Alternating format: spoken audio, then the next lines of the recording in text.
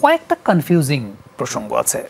একটা বড় কনফিউজিং প্রসঙ্গ হচ্ছে যে জনাব ফারুক আহমেদ বাংলাদেশ ক্রিকেট বোর্ডের প্রেসিডেন্ট, তিনি কাজ করছেন আজকে প্রায় 6-7-8 মাসের মতো হয়ে গেছে। আপনার কাছে কি মনে হয় যে তিনি সামহাও টিম বিল্ড করতে পারেন নাই আসলে সেই জায়গাটাতে? আবার প্রাসঙ্গিক আর একটা ব্যাপারও চলে আসে যে he is playing with the wrong team. দুটাই সত্য, তার জন্য দুটাই একদম প্রযোজ্য।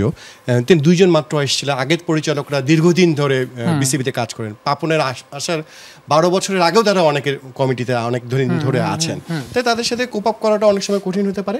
আবার আপনি যখন সভাপতি হবেন, ক্যাপ্টেন হবেন, সবাইকে আপনার একই ছাতার নিচে নিয়ে আসা, সবাইকে ভালোবাসা দিয়ে তাকে দায়িত্ব দেয়া। আমরা জানি যে অনেকদিন ধরে কমিটি বন্টন করা হয়নি, তিনি বিপিএল এর গভর্নিং কমিটির সভাপতি, নিজেই চেয়ারম্যান হয়ে গেছেন।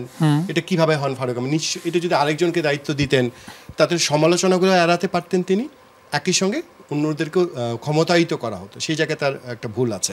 একটা জিনিস মজার বিষয়, এই কমিটির সবাই সব কিছু বলছে, দেখেন মাহবুব আনাম, ইফতেখার আহমেদ, মিঠু, ফাইন সিনা, তারা কত কিছু বলছেন এখন দেখেন, শুধু একটা জায়গায় তারা চুপচাপ। এনএসসি বাংলাদেশ ক্রিকেট বোর্ডে নির্দেশনা দিয়েছিল গঠনতন্ত্র পরিবর্তন করতে হবে। ক্রীড়া উপদেষ্টা আসিফ মাহমুদ আমাকে ইন্টারভিউতে খুব গুরুত্ব সহকারে বারবার বলেছেন যিনি বিসিবির গঠনতন্ত্রের পরিবর্তন চান, তাকে মানে এই সমস্ত সিদ্ধান্তকে এই 10 পরিচালক বৃদ্ধাঙ্গুলি দেখিয়েছেন আমি বলবো। কেননা তারা হচ্ছে গঠনতন্ত্র কোনো পরিবর্তন করতে চান না। কখনো আমি তো মাহবুব আনামকে শুনলাম না যে গঠনতন্ত্রটা এই জায়গায় পরিবর্তন করা উচিত, ঠিক করা, আমরা সবাই মিলে করি। কালকেও একটা বোর্ড সভা আছে, আমি চাইবো কালকের বোর্ড সভায় গঠনতন্ত্র কীভাবে পরিবর্তন করা, সারাদিন মিলে আলোচনা করুক, বিকেলে একটা সিদ্ধান্ত হোক। করবেন না তারা। কোথায় মধু তাদের? এই ঢাকা প্রিমিয়ার লিগ নিয়ে যে সমালোচনা, ভোটিং সিস্টেম নিয়ে কথা আসতেছে, এই জায়গায় তো পরিবর্তন করবেন না। আর এনারা যদি এই সময় পরিবর্তন করা না যায় গঠনতন্ত্রের, কোনো রাজনৈতিক সরকারের সময় এটা খুবই সম্ভব নয়। আমি বলবো একটা সম্ভাবনার অপমৃত্যু ঘটবে। ক্রীড়া উপদেষ্টাকেও তারা অসম্মান করছেন, এই সরকারকে অসম্মান করছেন, জুলাইয়ের যে স্পিরিটটা আমি বলবো সেটাকেও তারা অসম্মান করছেন। গঠনতন্ত্র তারা পরিবর্তন করতে চান না, আমি বলছি তারা চান না বলেই কোনো কিছু। কালকের উত্তরের সমস্ত এজেন্ডা বাদ দিয়ে গঠনতন্ত্র করুক। 30 সেকেন্ড সময় বাকি আছে। মোহামেডান এই ডিপিএল এ এক্সট্রা বিট অফ ফেভার পেয়েছে।